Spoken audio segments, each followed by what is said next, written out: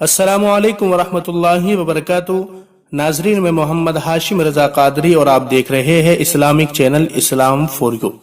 ناظرین، آج ہم ایک ایسی شخصیت کے بارے میں بات کرنے والے ہیں جو ریسلنگ کی دنیا کا ایسا ستارہ ہے جس نے WWE میں سب سے زیادہ شہرت، عزت اور دولت حاصل کی۔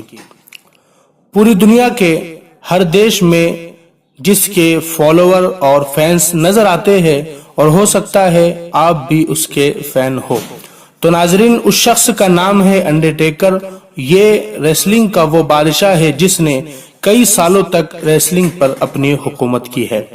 ناظرین، انڈرٹیکر کے بارے میں یہ بہت مشہور ہے کہ اس نے اسلام قبول کیا تھا، لیکن ساتھ ہی کچھ ایسے بھی لوگ ہیں جن کا ماننا ہے کہ اس نے اسلام قبول نہیں کیا تھا۔ تو ناظرین، آج ہم اس پر بات کریں گے کہ انڈرٹیکر نے اسلام قبول کیا تھا یا نہیں۔ دوستو، جب سوشل میڈیا پر انڈرٹیکر کے بارے میں یہ بات شروع ہوئی اور جب لوگوں کو پتا چلا تو اس پر بڑی بحث شروع ہو گئی، اور جب مسلمانوں کو اس بات کی خبر ہوئی تو مسلمانوں نے بڑھ چڑھ کر خوشی کا اظہار کیا، اور یہ جائز بھی تھا، اس لیے کہ جب کوئی بھی غیر مسلم اسلام قبول کرتا ہے تو مسلمانوں کے دل میں اس کے لیے عزت اور بھی بڑھ جاتی ہے۔ لیکن بھولے بھالے مسلمانوں نے اس بات کی تصدیق نہیں کی اور اسی کو تسلیم کر لیا۔ تو ناظرین، اگر ہم انڈرٹیکر کی زندگی کا جائزہ لیں تو ہمیں پتا چلے گا کہ اس نے اپنی زندگی میں کبھی بھی یہ نہیں کہا کہ میں نے اسلام قبول کیا ہے یا میں مسلمان ہوں، اور جب تک کوئی بھی شخص کلمہ پڑھ کر مسلمان نہیں ہو جاتا تب تک اسلام بھی اسے مسلمان تسلیم نہیں کرتا۔ تو یہ بات تو صاف ہو گئی کہ انڈرٹیکر نے اسلام قبول نہیں کیا تھا۔ اب میں آپ کو بتاتا ہوں کہ یہ افواہ کہاں سے پھیلی اور کس نے پھیلائی اور کس نے کہا کہ انڈرٹیکر نے اسلام قبول کیا تھا۔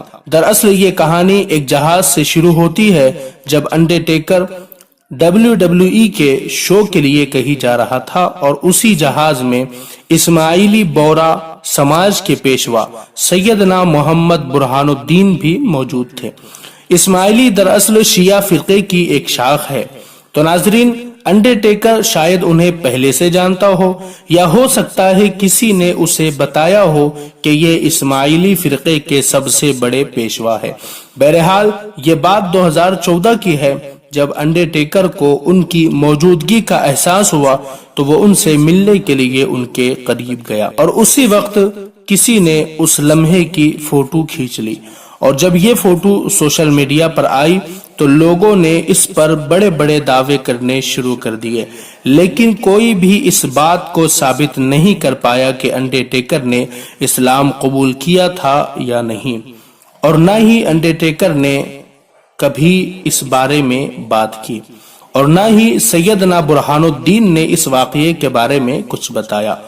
تو ناظرین، ان سب باتوں سے یہی پتہ چلتا ہے کہ انڈرٹیکر نے اسلام قبول نہیں کیا تھا، اور بہت سارے لوگ بغیر دیکھے، بغیر تصدیق کیے اس بات کو شیئر بھی کر رہے ہیں کہ اس نے اسلام قبول کیا تھا، حالانکہ اس نے اسلام قبول نہیں کیا تھا۔ تو دوستو، آج کی ویڈیو میں بس اتنا ہی۔ مزید ویڈیو کے لیے ہمارے چینل کو سبسکرائب کریں۔ اگر آپ حضرات کو ویڈیو پسند آئی ہے تو اس ویڈیو کو لائک کریں، شیئر کریں، کمنٹ کریں، اور مزید ویڈیو کے لیے ہمارے چینل کو سبسکرائب کریں۔ انشاءاللہ پھر ملاقات ہوگی۔ السلام علیکم ورحمۃ اللہ۔